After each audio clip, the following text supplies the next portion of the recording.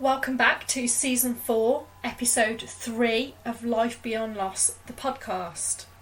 This is a guest show where we share the most amazing and inspiring stories of people navigating grief and loss through to healing and often transformation as a result of their loss. I'm your host, Louise Kresick, grief and loss coach, and today I am talking to Lisa Berry. She is the founder and owner of Cheeky Little Prince, and this is a first on the podcast. We're talking about pet loss. Lisa is sharing her very real experiences of childhood and adulthood pet loss, all very different experiences, and we're exploring those in a bit more detail. We're also having a really interesting and really helpful conversation, I feel, about how we approach talking to children about grief and loss, which quite often for many children is in the form of pet loss in their childhood years. So stay tuned to this episode because there are loads of brilliant tips and bits of useful information for you. Stay tuned.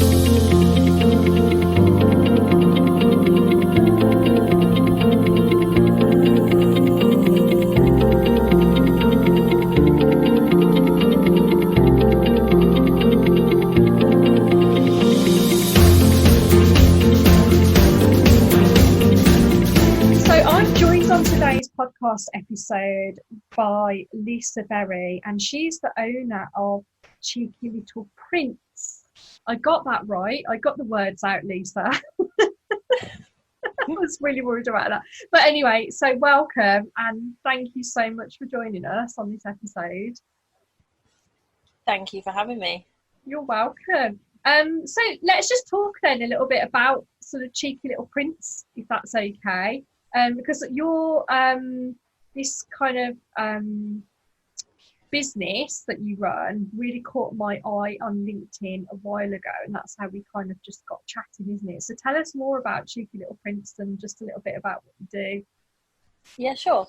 So basically, the main purpose of it is to help owners keep a part of their pet with them wherever they go, and I do that by capturing their unique paw prints with an easy-to-use kit. And then I can then capture the paw print in sterling silver jewellery, so they can always keep them with them, which is great. They've obviously still got their pet with them, but I get a lot of people want this type of keepsake when they've lost a pet or perhaps they've become poorly. And I also do a few other personalised gifts like stamps and mugs and Christmas decorations, all based around unique paw prints, basically. Oh, they're so beautiful from what I remember of seeing the images and stuff, and I think it's such a lovely idea. And I'm really excited actually that we're having this conversation today, and we're going to talk about pet loss, aren't we? Because this is a first on the podcast for this sort of type of conversation, this type of loss. And I really feel like this is really important to talk about. It feels like something that is a kind of growing conversation. Would you agree with that?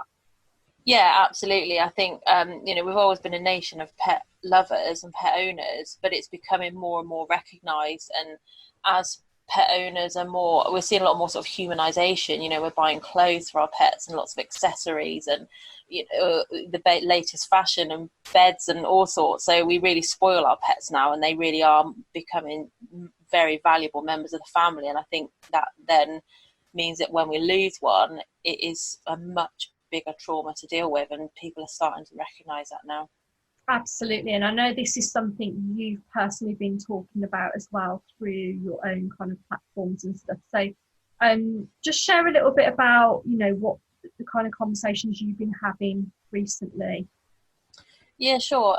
One of the stories that caught my eye in the media was an 18-year-old that unfortunately got the sack from her job because she contacted her employer to explain that her dog had passed away the night before, and she was absolutely distraught and felt sick and wouldn't be able to come in for work. So the employer wasn't particularly understanding and wanted her to find someone to replace her for that shift, otherwise she wouldn't have a job. And they actually carried that through, which was awful. So I shared that on sort of my social media platforms and tagged in some local media. newspaper and radio, and because she's basically made a petition now that employers should give employees bereavement leave when they lose a pet, and it's something that I do agree with, because just making people go into work straight after is just crazy. They're not going to be in the right state of mind. They're not going to be able to focus and concentrate, which could then obviously cause more problems in the workplace. And people do need time to start to process what's happened. Some people, their way of dealing with it is to carry on and be busy, but a lot of people can't cope like that.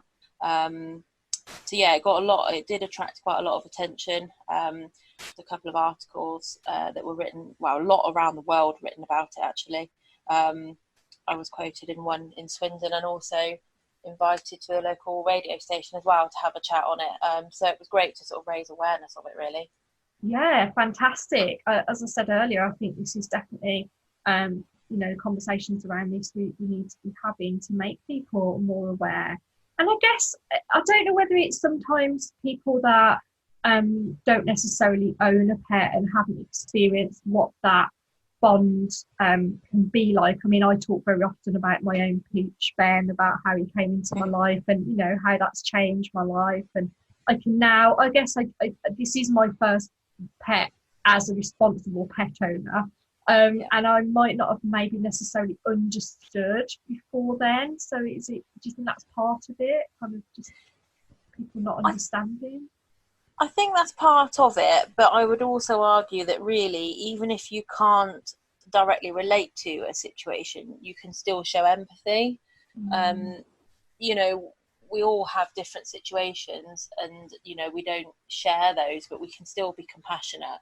And I think if you end up not showing that compassion, and someone comes to work and perhaps something goes wrong, or they really don't cope, they could then be off work for several weeks or months with depression or illness. So the employer's lost more time, if that makes sense, rather than showing a bit of compassion, maybe a day or 2 days, or whatever situation demands, really. It's difficult. It does depend on the workplace and the staff and what is possible, but I think raising awareness of it will hopefully make more employers sit up and think, well, actually, what would I do in this situation, rather than getting in that situation and then not knowing what to do, if that makes sense. Yeah, absolutely. I mean, obviously losing your job, but sort of ending someone's contract, so that is absolutely extreme and very lacking in compassion, isn't it? And yeah, I think that for me, like, grief is grief. Whether that is the loss of a pet, loss of a loved one, whatever, there's so many different types of loss we experience in life that we all respond, as you said, we all respond to things very differently. And our own grief is very unique as well, the journey that we go on. And I know this is something that you can personally relate to as well, isn't it? Yeah, obviously, like most people, I've experienced several types of loss, and one of them is pet loss, and I've experienced it in sort of a couple of different ways. When I was 10 years old, my parents had a Siamese cat called Chimo, which is Eskimo from You Are My Friend, which I didn't know that till I was younger. And she was 17 when she passed away. She'd had a stroke earlier in the year, in the May, and then in the September. She just didn't quite look right in the morning. She was breathing heavily. And I said to my mum, I was like, there's something wrong. She's not right. And my mum was sort of doing what mums usually do. Come on, we've got to get you and your sister to school. I've got to get to work. She'll be fine, sort of thing. And went to school, just didn't really concentrate.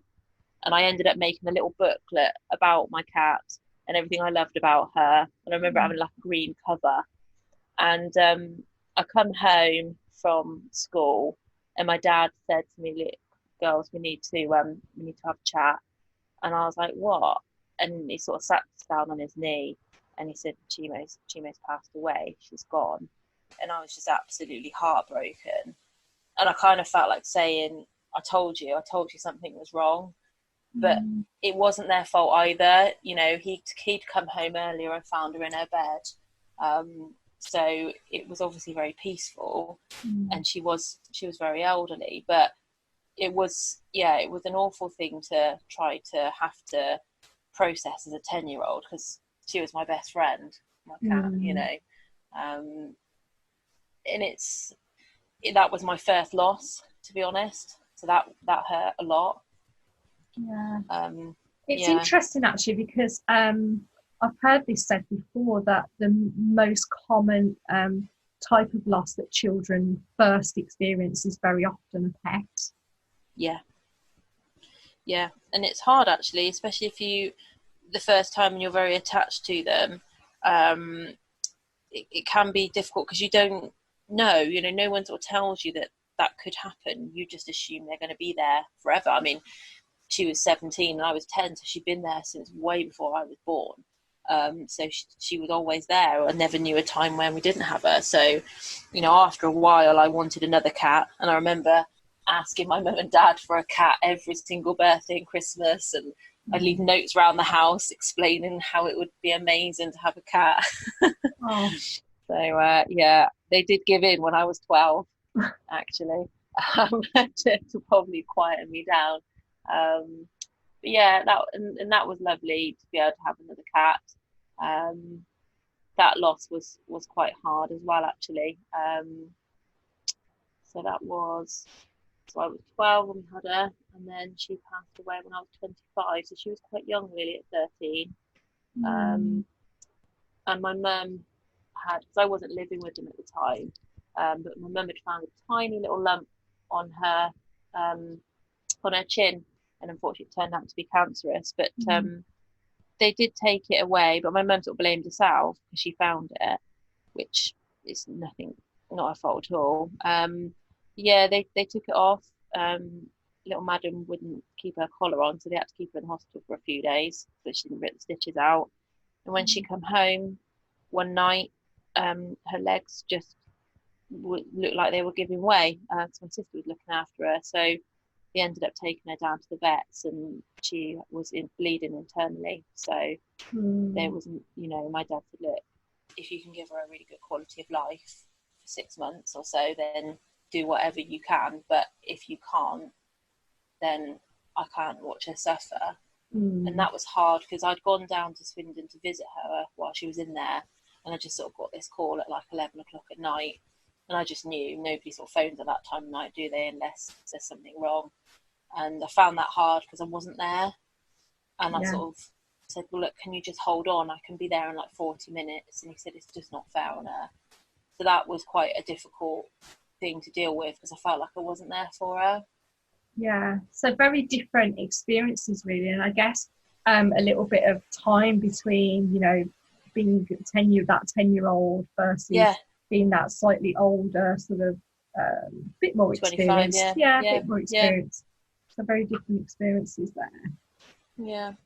And I know that there's also been a recent kind of loss of a pet as well now, which again is a very different experience, isn't it? Because you are now that sole owner of that pet and you have your own children. So that's now, sort of your role is very different as a mum as well. So I just wondered, I mean, let's briefly just talk about that as well, but I wanted to ask you as well, how that is kind of different now, being that 10-year-old and now thinking about how you then explain that to your own children as well. But let's just, if you didn't mind sharing a little bit about what the recent kind of experience. Yeah, sure. So we had a beautiful tabby cat called Tiger, and she was 4.5, and loved to go out and about, so thought nothing of her being out and about. She wasn't the most affectionate cat, but when she wanted it, she was very affectionate. And we were having a bit of building work done at home, so we were actually living with my parents on the same road. And we'd seen her out and about. She was perfectly happy, nothing wrong at all. And I ended up was at my mum and dad's house, and my dad phoned in tears and said, you need to come, something's wrong with Tiger. That's what my mum told me because he was on the phone to her. And I said, well, what's wrong? And my mum was in bits. She's like, I don't know, you just have to go.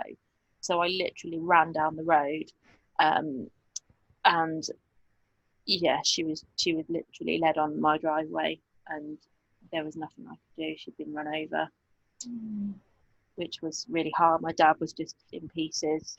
I've only ever seen my dad cry about 4 times in my entire life, and this was one of them. It was such a shock. He literally come out of the house and saw her and went over to her, and but yeah, it was just too late, and it was awful because I used to be a veterinary nurse, so obviously my instinct was like, right, well, let's check for a pulse. Is she breathing? And there was just nothing. And one of the workmen, we're pretty sure that, well, we know now, but at the time I thought it was probably one of the workmen, but they just didn't realise. She must have been led under the van because she never moved. She was always very timid of cars, so I was never really worried about her being run over because she would just run. So I don't understand what happened, and I probably never will. All I can assume is maybe she ate something, or cats are obviously very good at hiding. If there's something wrong, they don't really show it to you, whereas dogs do more. So yeah, it was a massive shock, and within a few minutes I started to worry about how I was going to explain it to my children. And like you say, there's different things there, isn't there, as well, in this experience, again, completely different, because there's a shock factor, it's unexpected. Massive. She's only 4, and then there's this unexplained kind of circumstances around it, isn't it, which we just, as humans, I think we just want to be able to make sense of things but like that when they happen, and it's difficult when you don't have the answers. Yeah, it was, and I was really angry because I thought, well, how can someone run over a cat and just drive away? How does that even work? And we found out later that actually the builder had no idea. He was quite close to the skip, so he thought he'd run over some wood or something like that, and he was driving away, so he didn't see. It wasn't like he was reversing. He felt really awful, as you can imagine. But yeah, it was a huge shock because we'd seen her half an hour before, and she was a picture of health. I did consider, it ran through my mind whether I should try to find out what happened, but I realised that actually it wasn't going to change anything. It wasn't going to bring her back. But all we could do was obviously take her to the vets, and my dad drove me, wrapped her in a little towel, and I ended up walking down to my mum and dad's house to see the boys, and I had to wrap her in a towel. I couldn't let them see her because it really wasn't a good sight. So I sort of showed them a little bit of a fur, and I explained that I could hardly get the words out, to be honest. I was just in tears, and I had to explain that I'm really sorry, but there's been an accident and that she's been run over and I can't save her. It was too late. They were obviously just distraught, and they didn't understand. They sort of said, well, what are you doing now? And I said, well, I have to take her to the vets. And they were like, well, why? And I said, well, because that's what we need to do, and they will organise for her to be cremated. As my parents previously had not done sort of individual cremations, they decided to do the other option, and then my dad sort of said, oh, do you have any idea what you want to do? And I thought, well, not really. I hadn't really considered this. I thought we'd have her probably for another 13, 14 years yet. But I did want to have her ashes. So we took her to the vets, and I had to sort of, afterwards, I had to explain to the boys what cremation was, which is quite a difficult one. Luckily, in a way, I guess you could say luckily, I had already looked it up, because I'd recently lost my granddad, and his wishes were to be cremated. So I had an idea of what I was going to say to them, because I'd already sort of researched it a little bit, and I ended up explaining to them that they basically lay their body in a warm room, and their body turns to soft ashes. because obviously there's certain language that you shouldn't really use with children because it will frighten them. So that's how I sort of tried to explain that to them. It was just quite bombshell, to be honest, for them to take in, really. It was very, very difficult. Yeah, I love that, the way that you explained that to them, though, and the fact that you sort of, I guess this is about, if we were to just sort of offer any kind of tips to people, like that just to take a breath and go away and maybe perhaps think about how you want to explain that, because I suppose when you've got kids, the pressure is to feel like you've got to like respond to everything there and then on the spot, and or to go into that explaining mode. And actually, I guess, to give yourself that little bit of space and just think about how you're going to, before you get to that point with them, is probably really helpful. Yeah, because you tend to explain too much and give them too much information, which I've been guilty of in the past. So it is very, very difficult to understand how much to say. The best thing I've been told actually by a grief counsellor is to just tell them a small amount, let them ask a question, and then answer that question then, rather than give them all of it. Just give them a little bit. They'll ask something else, and then you can give them that bit more there. Yeah, I love that. In fact, you know what? I even think adults, not just children, but I think sometimes explaining things in that way, you know, the way we all kind of process things is differently. But for some people, it can be like information overload. Yeah, exactly. Yeah. I think with the whole cremation, like, I've always not liked the idea of cremation. I mean, obviously, burial isn't a nice thing to think about either, to be honest. But yeah, it's always sort of, I haven't liked the idea of cremation, so I was quite worried when I realised that my granddad had chosen to be cremated, how I was going to explain that to the boys. And it sort of, I guess, in a way helped me, because I kind of told myself that that's what would happen, even though I know a little bit different. It's a hard thing for children to process, and they were quite quickly wanting to get a new pet, which I found quite hard. But it was their natural kind of response. It wasn't that they didn't love her or they didn't miss her. It was just a natural reaction to a certain extent. And how did you kind of respond to that? I explained that it was something that I would think about, but we needed a little bit of time to be upset and to understand that, you know, we've just lost Tiger and we needed to sit with that for a while. And, you know, she'll never be replaced. You can always get another pet, but they are another pet. They're totally different. And, you know, it's never a replacement. We did end up getting 2 kittens a few months after. But I made sure that it was quite different, because the house was so quiet. We all just hated it without a cat. I even considered a dog, actually, but it's just not really right for our lifestyle, to be honest. And I think it's very important that you get the right, you can give them everything they need. There's such a huge responsibility, and obviously some more than others.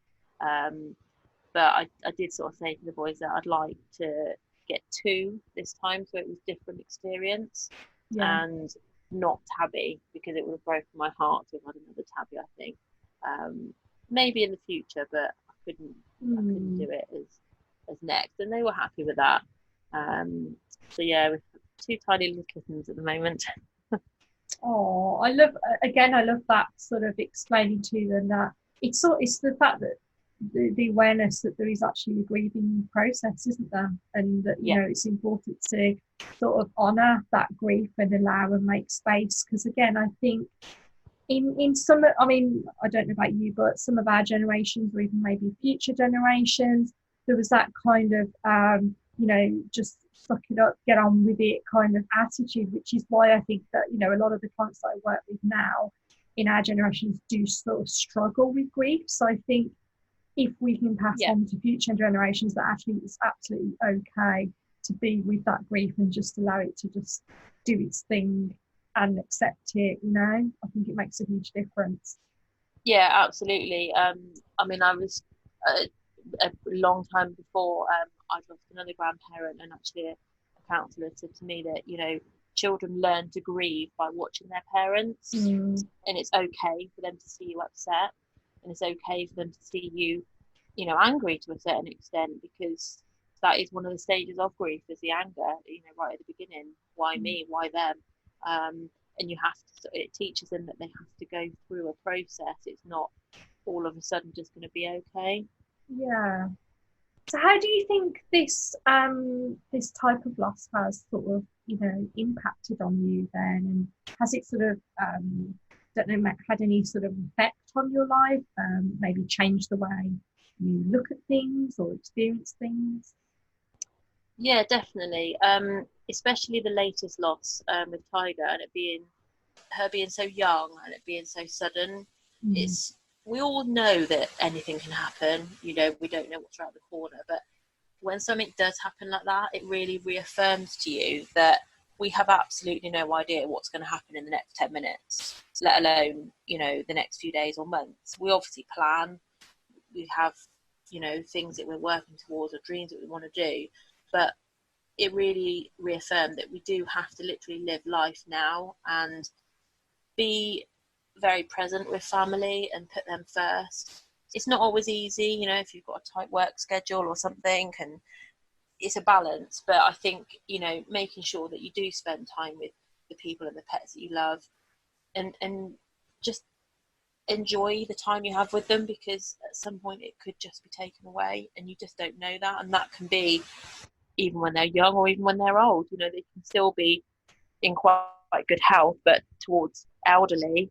I had a customer email me yesterday, actually. A 17-year-old cat has just developed cancer, and unfortunately he's got to be put to sleep tomorrow.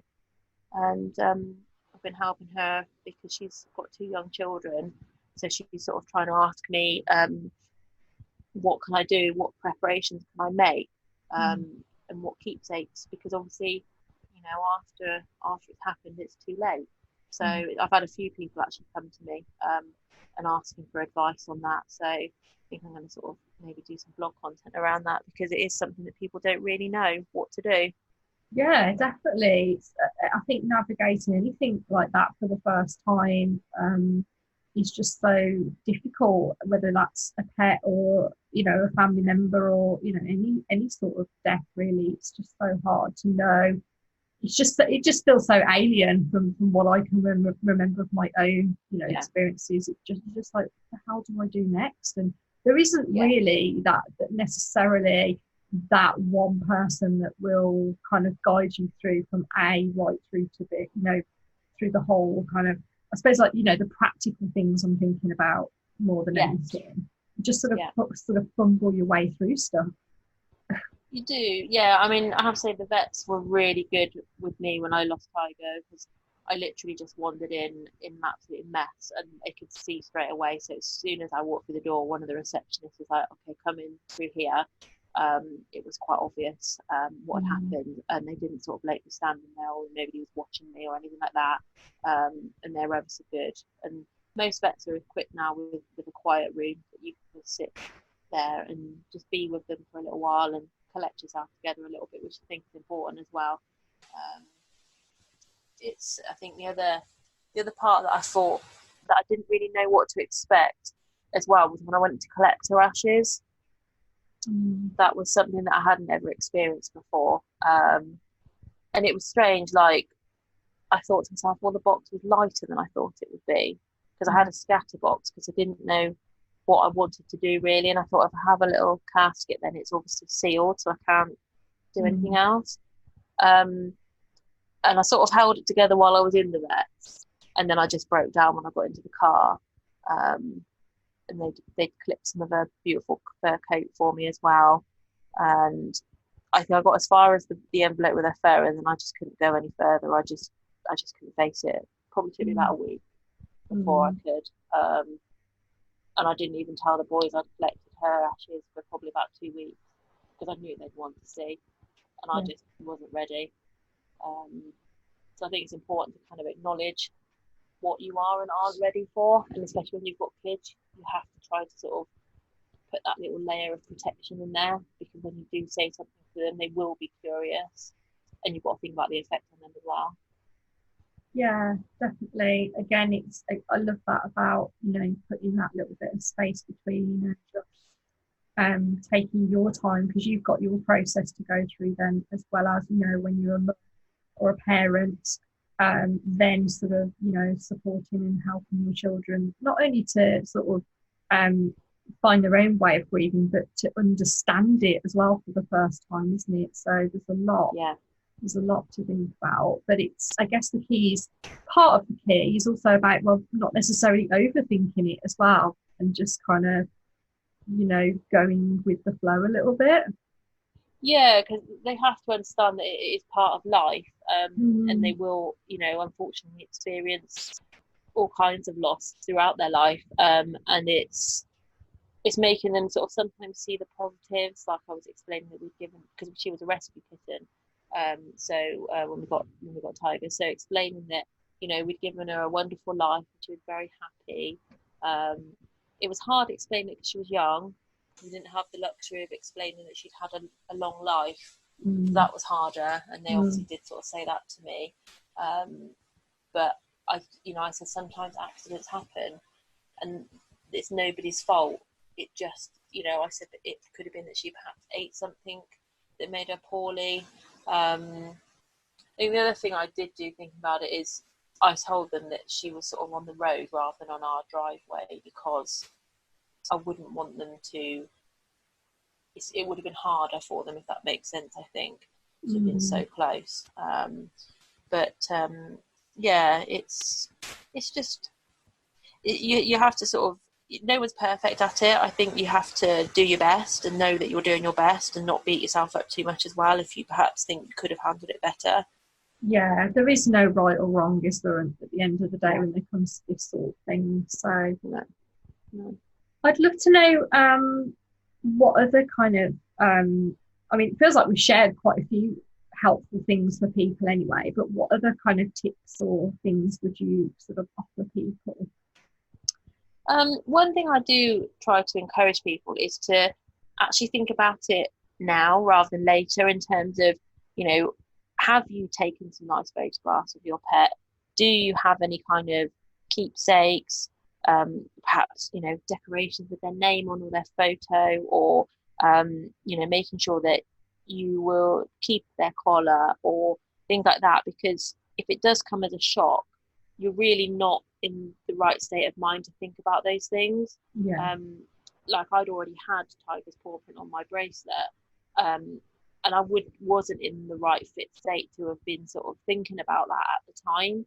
So I was really grateful that I'd done that previously, and that I wasn't sort of rushing around to think about that. I think one of the other things as well is to just know that you've given them such an amazing life, and they would have appreciated everything you did, including things like, when you are faced with that heartbreaking decision that you have to say goodbye and have them put to sleep. It's a very selfless thing to do, and a lot of people really struggle with that, but it's the kindest thing you can do, and I think we're really privileged that we actually can do that with our animals, because obviously we can't with humans. Yeah, I love that. So the first one especially, about just having those little keepsakes, and I guess it's just like capturing memories, really, isn't it? And capturing those things, those times that are important. Ben absolutely hates the camera. Like, I'm sure he just knows. I don't know how this happens. I don't know how pets know, but I'll try and sneak my phone camera out to try and get a really lovely cute, is it a really cute pose or something? And he just looks, and he looks away, and as if to say, no, don't even go there with that. I'm not having my picture taken again. But yeah, so no, I appreciate what you're saying about that, and I love, that's one of the reasons why, I love what you do as well in your business, to help people to sort of capture that as well, those just those lovely momentums. Yeah, because I think a lot of people don't think about it, when they sort of maybe get a puppy or a kitten, or they're younger, or they're just sort of in their sort of middle parts of their life, and and like I said, anything can happen.